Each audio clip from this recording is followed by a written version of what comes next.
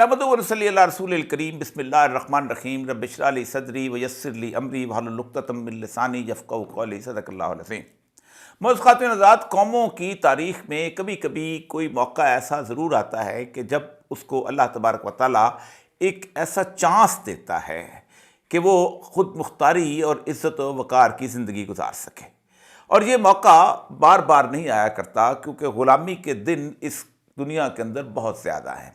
गुज़श्ता तकरीबन 400-500 साल से पाकिस्तान और उसके इर्द गिर्द की वो दुनिया जिसे हम कमज़ोरों की दुनिया कहते हैं, जिसे वो लोग साउथ कहते हैं, या जिसे वो लोग डेवलपिंग कंट्रीज़ यानी तरक्की पजीर ममालिक कहते हैं, वो गुज़श्ता 400-500 सालों से ग़ुलामों की बड़ी लंबी ज़िंदगी गुजारते चले आए हैं।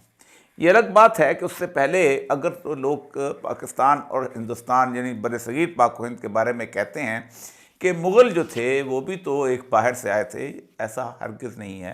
मुग़ल जो थे बाहर से आए ज़रूर थे, लेकिन वो यहाँ इस ख़ित्ते के अंदर मुकम्मल तौर पर इस तरह ज़म होकर रह गए कि इसी का हिस्सा बन गए। कोई बाबर लूट के यहाँ से फ़रगाना नहीं लेके गया, और ना ही किसी अकबर ने जाके किसी और जगह महल तामीर किए, बल्कि उनकी वो तमाम तर जितनी भी तरक्की थी वो इसी इलाके के अंदर आपको नज़र आती है। वरना ताजमहल जो था वो इस वक्त आपको समरकंद व बुखारा के नज़दीक कहीं नज़र आता। ये अलग बात है कि जिस गोरे को हम बहुत ज़्यादा अच्छा और बेहतर समझते हैं, हिंदुस्तान के भारत के आगरा शहर के रहने वाले और उस वहाँ की आर्कियोलॉजी के लोग ये जानते हैं कि वहाँ दीवान ख़ास जो था आगरा के उस फोर्ट का, उसको बाकायदा काट के टुकड़े करके लंदन ले जाया गया था, और आज भी वो लंदन के अंदर मौजूद है। मैंने वो फाइल देखी हैं जिसके अंदर बाकायदा ये ठेका हुआ था कि ताजमहल को तोड़ के किस तरीके से हम उसको वहाँ लेके जाएंगे, और उस वक़्त कनिंघम जैसा बंदा जो था वो आ गया हुआ था, जिसको बहुत ज़्यादा अहम समझा जाता है। लेकिन हुआ ये कि वो जो लाला जो ठेका लिया था वो भाग गया था, क्योंकि वो कहता था कि इसको मैं नहीं ले जा सकूँगा। लेकिन अंग्रेज़ और फ्रांस और उसके साथ साथ डच, हॉलैंड और उसके साथ साथ पुर्तगाल और स्पेन, ये वो ममालिक हैं जिन्होंने पूरी दुनिया के अंदर ग़ुलामी की एक ऐसी ताबीर ढूंढी थी कि जिसके अंदर वो लोगों को ग़ुलाम करते थे और फिर उसके बाद अपने मीशत को ठीक करते थे। इस वक्त यूरोप में जो भी इंडस्ट्रियल रेवोल्यूशन आया है, जो भी तरक्की आई है, वो सारी की सारी यहाँ से लूट मार के बाद वहाँ आई है।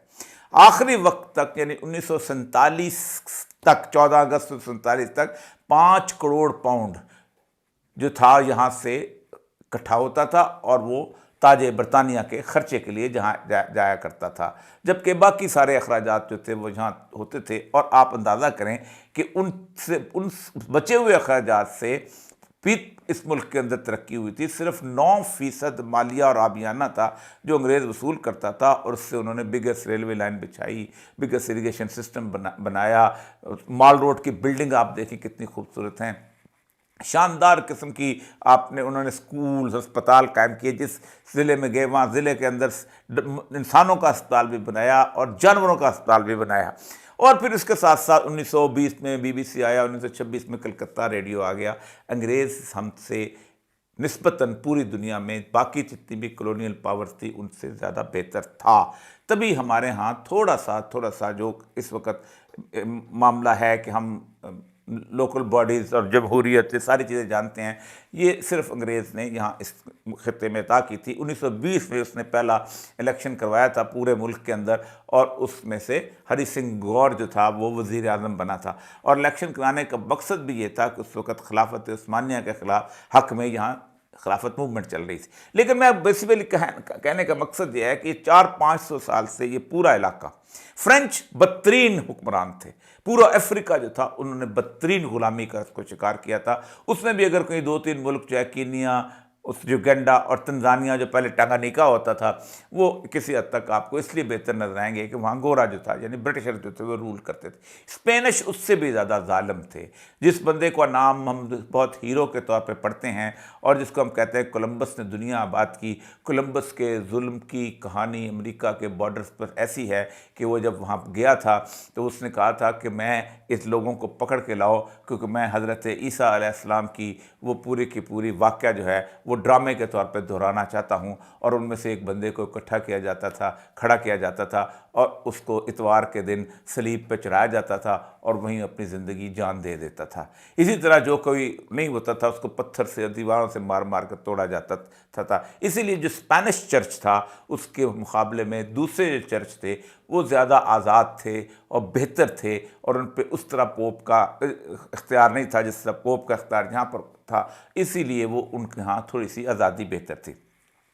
लेकिन इस मुल्क में जिसे हम रहते हैं, इस मुल्क में जिस वक्त 1947 में हमें आज़ादी मिली, तो उस वक़्त ये मुल्क जो था ये इंतहाई कस्मपुरसी के आलम में था। लेकिन आप सोच सकते हैं कि 1947 से लेकर 1951 फिर 1958 तक हमें दुनिया से किसी किस्म की माली मदद की ज़रूरत नहीं पड़ी। अपनी पाँव पर खड़े होने की जो ज़िंदगी गुजारी, उसकी सूरत हाल ये थी कि 1950 में पाकिस्तान की PIA यानी पाकिस्तान इंटरनेशनल एयरलाइन का वो हाल और वो मकाम था कि दुनिया के अंदर बेहतरीन एयरलाइन समझी जाती थी। इस PIA के पायलट्स ने सबसे कम वक्त में यूरोप पहुंचने का रिकॉर्ड कायम किया था और समझा जाता था कि इससे बेहतर सर्विस कोई नहीं है।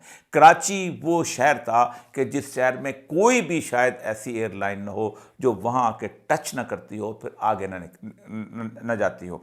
तो हमने 1900 तकरीबन 51 तक तो बिल्कुल किसी किस्म की भी मदद नहीं ली, ना हमने अमेरिका से ली, ना हमने बरतानिया से ली, ना हमने रूस से ली, ना हमने चीन से ली। और उस वक़्त हमारी इंडस्ट्रियल ग्रोथ जो है वो इस हद तक ज़्यादा थी कि उसी के बेनिफिट्स थे कि 1960 के अंदर 65 के अंदर जो किताबें यूरोप में ELBS की डेवलपमेंट इकनॉमिक्स की पढ़ाई जाती थी, उसमें मेरे मुल्क का केस जो था वो समझा जाता था कि बेस्ट सब किताब जो है वो बेस्ट केस जो है वो एग्रीकल्चर रेवोल्यूशन का और इंडस्ट्रियल रेवोल्यूशन का पाकिस्तान है। लेकिन 1951 के अंदर जब लियाकत अली ख़ान ने पहली दफ़ा अमेरिका का दौरा किया, और वो दौरा भी बड़े अजीब व गरीब उसकी कहानी है कि उसको जब पहले हमने रूस का दौरा मंजूर कर लिया था, लेकिन हमारे एक सफ़ीर होते थे इस्फहानी साहब, वो बहुत ज़्यादा, उनकी पूरी ख़ानदान अंग्रेज़ के ग़ुलाम चला आया था। रिचमंड ने अंग्रेज़ ने उनको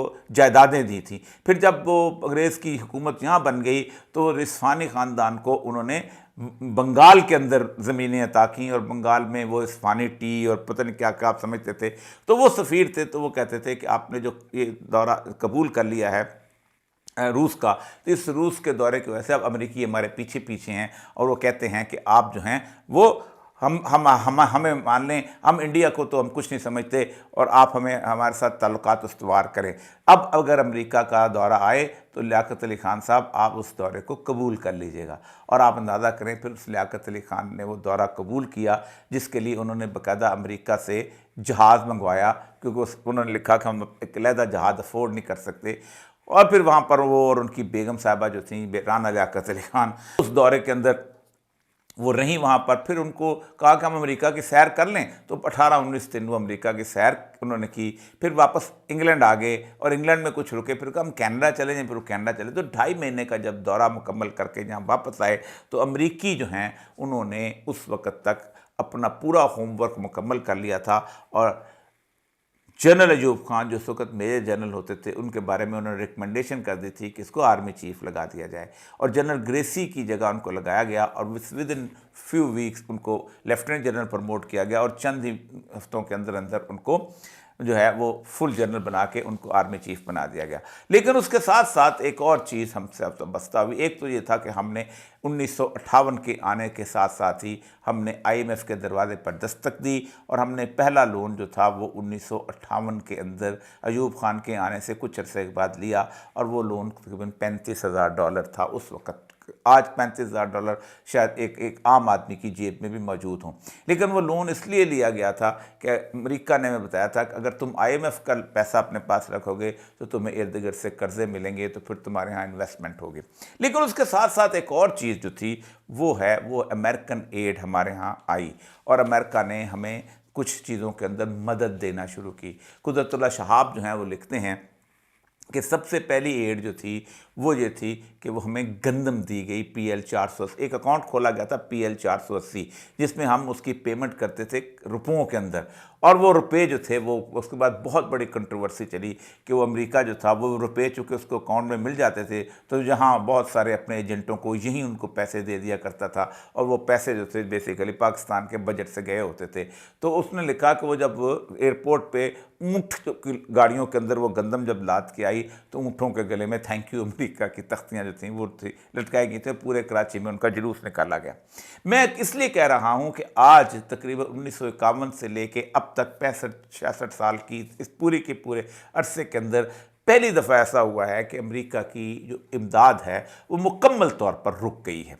अमेरिका अगरचे के बीच में हमारी इमदाद उसके कई दफ़ा उसने रोकता रहा है, पैरिस अमेंडमेंट के दौरान भी रोकता रहा है, लेकिन आप हैरान होंगे हर इमदाद जो है अमेरिका ने रोकी, लेकिन पॉपुलेशन प्लानिंग यानी आबादी को रोकने की इमदाद जो है वो उसने नहीं रोकी। उसकी एक बुनियादी वजह ये है कि पॉपुलेशन प्लानिंग का प्रोग्राम जो था ये CIA की दो बुनियादी करारदादों की बुनियाद पर था कि हमें जो है कम से कम 6 एरियाज दुनिया के ऐसे हैं जिनकी आबादी को रोकना है। इनमें सबसे पहला एरिया जो था वो था ऊपर जो है नॉर्दर्न अफ्रीका, क्योंकि वो कहते थे कि यहाँ अगर अफ्रीकियों की आबादी ज़्यादा हो गई तो मैदी सूडानी दोबारा पैदा हो सकता है। दूसरा उन्होंने बरसगीर पाक व हिंद की आबादी को रोकने के लिए कि जहाँ भी एक अरसे से ऐसी मूवमेंट्स जो हैं वो बिल्ट होती रही हैं और यहाँ पर भी लोग जो अगर खड़े हो गए तो फिर हमारे लिए मसला बनेगा। तीसरा उन्होंने चीन की आबादी के बारे में और उसके बाद आगे जाके फिर डच जो इलाका जो डच का था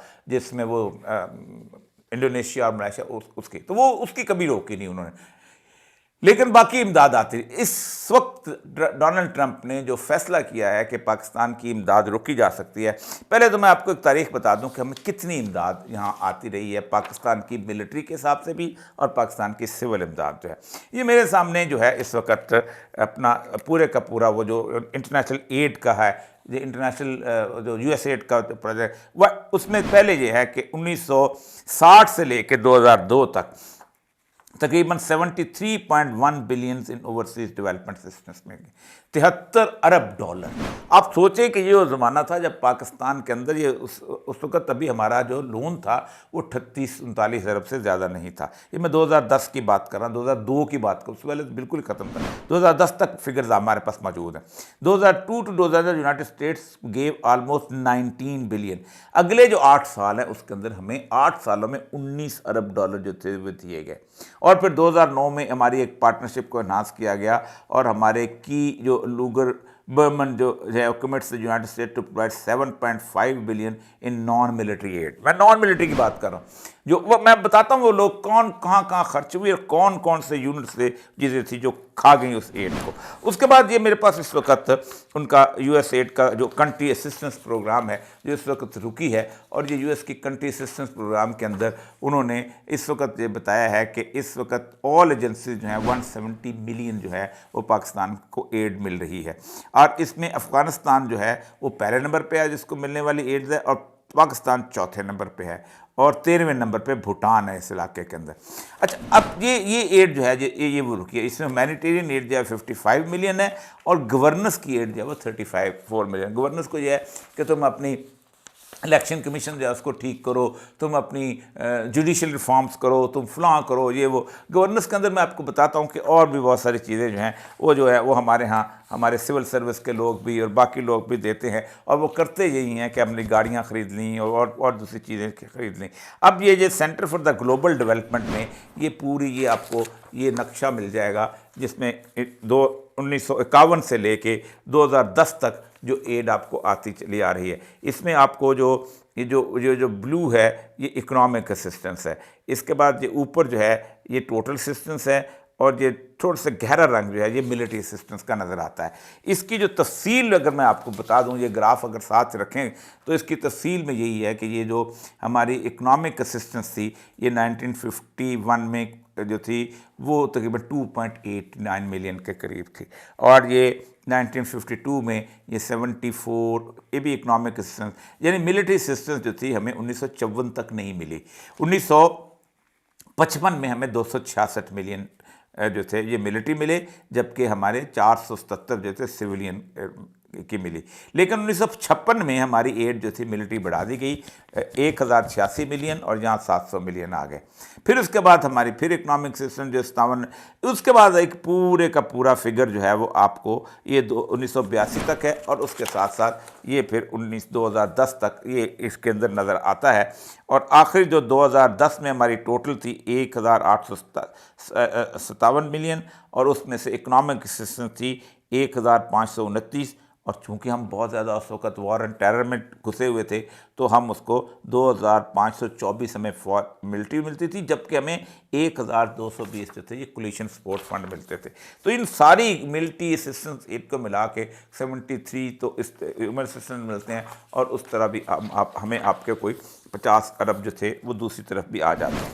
पाकिस्तान में जो ह्यूमैनिटेरियन असिस्टेंस वाली जो इमदाद है, उसका मैं सच्ची बात बताऊं कि पाकिस्तान के अवाम को ज़ीरो भी फ़ायदा नहीं होता।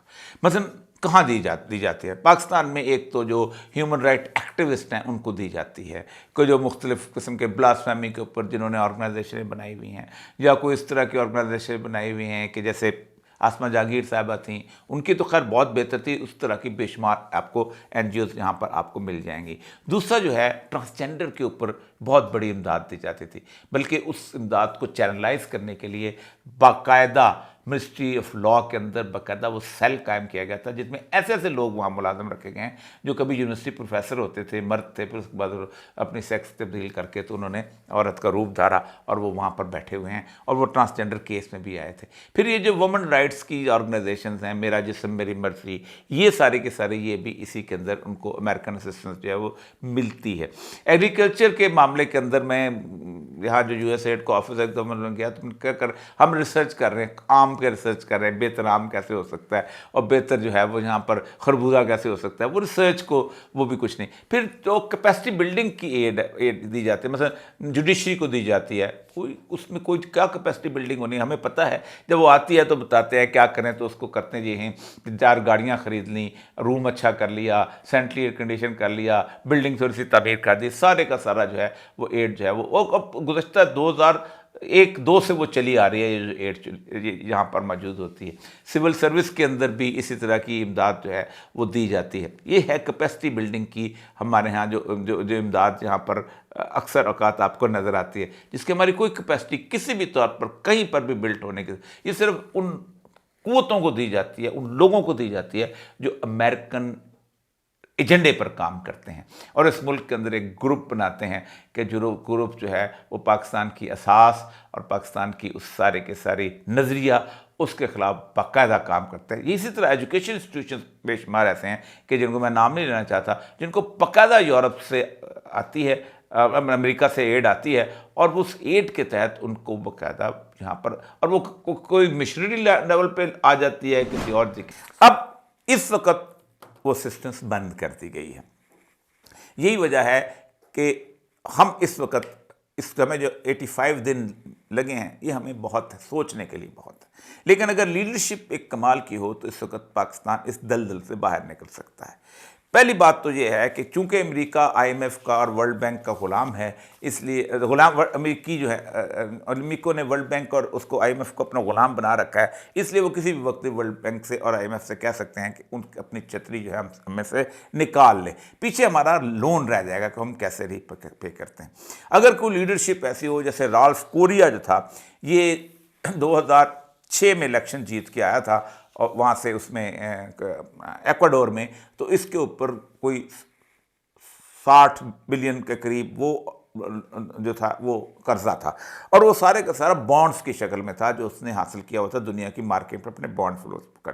तो उसने कहा था कि एक डेफिनेशन की थी, the loan which have been accrued for the benefit of the few is illegitimate. जो कर्जा हम चंद लोगों की अय्याशी के लिए लेते हैं, जैसे आपने मोटरवे बनाया, एक तरफ भी 1 करोड़ भूखे नंगे, दूसरे तरफ भी 1 करोड़ भूखे नंगे, 20 में से 10,000 गाड़ियां गुजर रही हैं। अब वो कहते हैं जी क्या बात है जी, 4 घंटे से इस्लामाबाद पहुंच जाता है। उस गरीब को कोई नहीं पूछता कि जिसको ना बिजली मिलती है, ना पानी मिलता है, ना खाने को कुछ मिलता है, ना सेहत की सहूलियात है, ना कुछ नहीं। इसी तरह आप मोटरवे पर खुश हो जाते हैं, चंद गाड़ियाँ वहाँ से गुजरती हैं। कुछ 70 लाख के करीब फाइलें देखी, और ये 9 महीने लगाए उसने। और वो जो ब्रसल्स में है, उसकी committee for the abolition of illegitimate debt, उनको बुलाया, और उन्होंने कोई कोई 1 लाख के करीब कॉन्ट्रैक्ट लिखे और उसने कहा कि हम 87% कर्जा नहीं देंगे क्योंकि ये कर्जा आपने गलत जगहों पे दिया, इलिजिटिमेट डेट। इसी तरह बेशुमार और मुल्क, और फिर उन्होंने, लोगों ने माना और उन्होंने अपने बॉन्ड जब विड्रॉ किए तो वो चीखते हुए सारे उसके पास आ गए। और उस वक्त तक उसने अपनी कौम को तैयार कर लिया था कि मैं तुम्हारे साथ हूँ, तुम भूखे नंगे ना रहोगे, तुम थोड़ी देर के लिए बर्दाश्त कर लो। आप सोचें कि जिस दिन ये कर्जा विड्रॉ हुआ है, उनका हेल्थ बजट और उनका एजुकेशन बजट जो है वो 650 गुना ज़्यादा जो था वो बढ़ गया था, क्योंकि सारे पैसे जो थे उनके वो लोन में देने वाले वापस आ गए थे। तो पाकिस्तान को अगर इस वक्त अमेरिका ने, ट्रंप ने चीज़ें रोकी हैं, तो पाकिस्तान को एक चांस है कि आप अपनी डिपेंडेंस को ख़त्म कर सकते हैं और आप खड़े हो सकते हैं। लेकिन उसके लिए आपको एक ऐसी लीडरशिप चाहिए कि जो लीडरशिप जो है अगर इशारा करे तो लोग उसके लिए फाका काट सकें, लोग उसके लिए कह सकें कि हम तुम्हारे लिए कुर्बानी देने को तैयार हैं, तुम खड़े हो जाओ। दूसरी बात यह है कि इस वक्त दुनिया के नक्शे के ऊपर से वो तमाम जितने भी प्लान्स, मेरे कभी आपको दिखाया करता था, ये पेंटागन की स्ट्रेटजी है, ये न्यू जो है साउथ एशिया की स्ट्रेटजी है, ये फ्रांस की स्ट्रेटजी है, ये बिल्कुल ख़त्म हो चुकी है और अब इसकी कोई हैसियत और कोई औकात नहीं रहेगी, क्योंकि ट्रंप ने ये तमाम स्ट्रेटजीज फाड़ के फेंक दी। यहाँ तक वो WHO को भी उसने पैसे इसलिए नहीं दे रहा कि वो ये कहता है कि ये कार्टल्स जो थे, ये जो दुनिया के थे, इनकी नुमाइंदे ड्रग कार्टल जो थे, ये सारी दवाइयाँ बनाने वाली कंपनियों की एजेंट बन चुके हैं।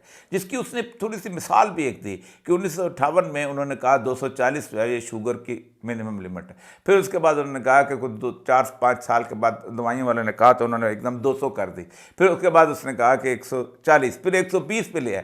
यानी अगर कभी दुनिया के अंदर अगर 2000 शुगर के पेशेंट थे तो लिमिट करने के साथ 8 या 9000 शुगर के पेशेंट हो गए और दवाइयाँ बिकनी शुरू हो गई और लोग मुस्तकिल खाते चले जा रहे। इसलिए उसने और भी कहा, उसने कहा मैं इतने पैसे देता हूँ, चाइना की 1 अरब पॉपुलेशन, वो वर्ल्ड हेल्थ ऑर्गेनाइजेशन में कुछ नहीं देते। फिर उसने ख़ास तौर पर जिक्र किया कि जितनी भी सारी की सारी वैक्सीन माफिया है, उसके बारे में उसने कहा कि 1956 में पोलियो ख़त्म हुआ है, 1957 में वैक्सीन आ रही है। तो ये उसके पूरे का पूरा एक एजेंडा है। ये हमें वक्त मिल गया है, एक ऐसा वक्त जिसके अंदर हम कुछ डिसीजन ले सकते हैं और उसकी एक ही रास्ता है कि इस डिसीजन मेकिंग के अंदर आपको पीपल्स विल बहुत ज़रूरी है, वरना आपको अमेरिका की हर वो बात माननी पड़ेगी कि जिसको आपको मजबूर किया जाएगा। जिन मुल्कों ने अमेरिका को आंखें दिखाईं, उनके हुक्मरान वो थे जिनके लिए लोगों के दिल धड़कते थे।